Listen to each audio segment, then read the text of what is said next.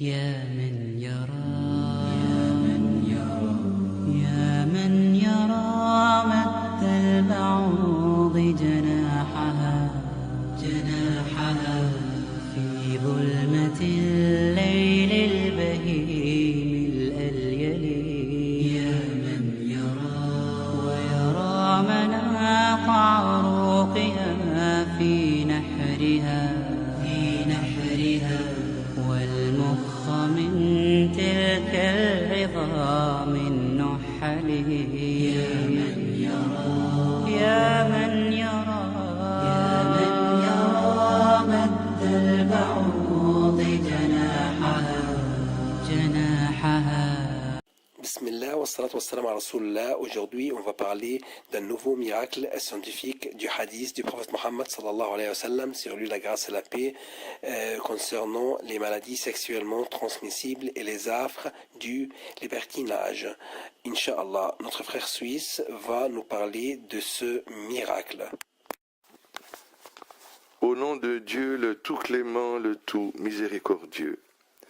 Les maladies sexuellement transmissibles et les affres du libertinage. Le prophète, prière et salut sur lui, dit « La débauche ne se vulgarise dans aucun peuple sans que les épidémies et les maux méconnus par leurs ancêtres ne se répandent parmi eux. » Rapporté par Ibn Majah.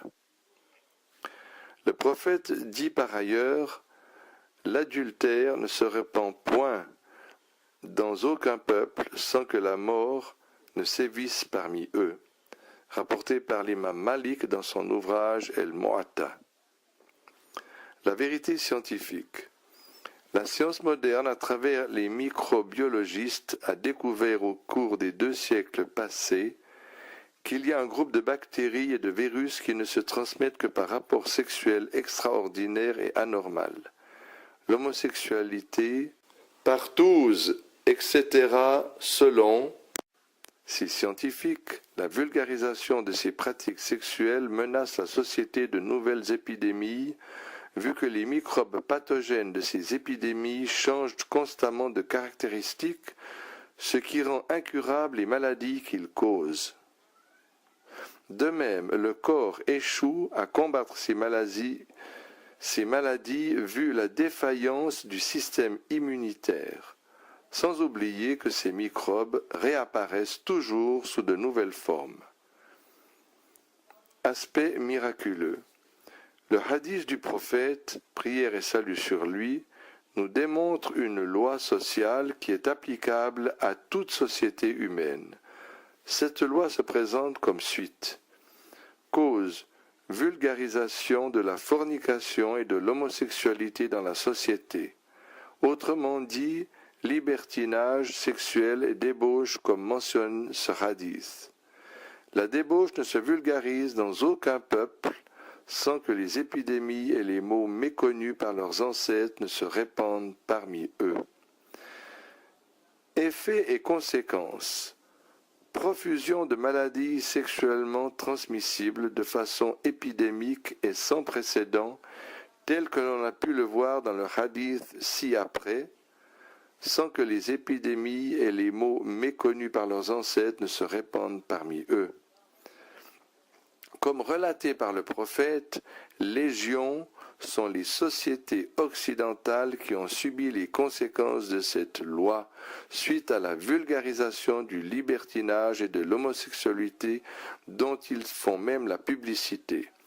Le docteur Schofield dit à cet effet dans son ouvrage « Les maladies sexuellement transmissibles » la légèreté de la société face aux diverses pratiques sexuelles est devenue de mise. La sensation de honte de commettre l'adultère ou d'avoir des relations homosexuelles ou n'importe quel autre type de relation prohibée n'existe plus.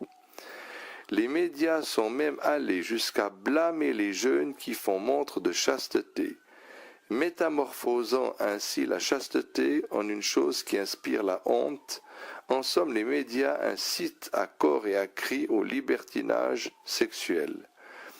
L'encyclopédie britannique rapporte que les homosexuels sont sortis de leur clandestinité et se sont offerts des clubs, des bars, des jardins, des plages, des piscines et même des toilettes publiques. Légion sont les films, les pièces de théâtre et les écrits qui font l'éloge de la prostitution et de l'homosexualité. Certaines églises occidentales ont aussi fini par permettre la fornication et l'homosexualité. Il y en a même qui vont jusqu'à célébrer des mariages homosexuels, sans oublier les multiples associations qui défendent les intérêts des homosexuels. Telle est la partie causale de cette loi. Quant aux conséquences, elles s'annoncèrent comme suit. Les maladies sexuellement transmissibles se sont répandues en Occident de façon épidémique, causant des douleurs atroces. La syphilis frappa d'abord depuis 1494, tuant des millions de personnes depuis lors et détruisant la vie de beaucoup de millions d'autres personnes. Et jusque-là, le microbe pathogène de cette maladie continue à faire rage en changeant de caractéristiques. De même, la blénorragie s'annonça comme l'une des MST les plus répandues dans le monde. Cette dernière s'avéra être un grave stérilisant pour tous ceux qui en souffrent. Ainsi, les gens qui se sont éloignés des préceptes de l'islam furent foudroyés par des maladies et des douleurs, et pour finir, le sida s'annonça avec son virus qui détruit tout le système immunitaire de l'homme et détruit par la suite ses organes l'un après l'autre, lui causant une douleur atroce jamais connue auparavant par l'humanité jusqu'à la découverte de ce virus en 1983. Ainsi, les prédictions du prophète, prière et salut sur lui, se sont réalisées, prouvant une fois de plus que le prophète est sans aucun doute le messager d'Allah. sallallahu alayhi wa sallam.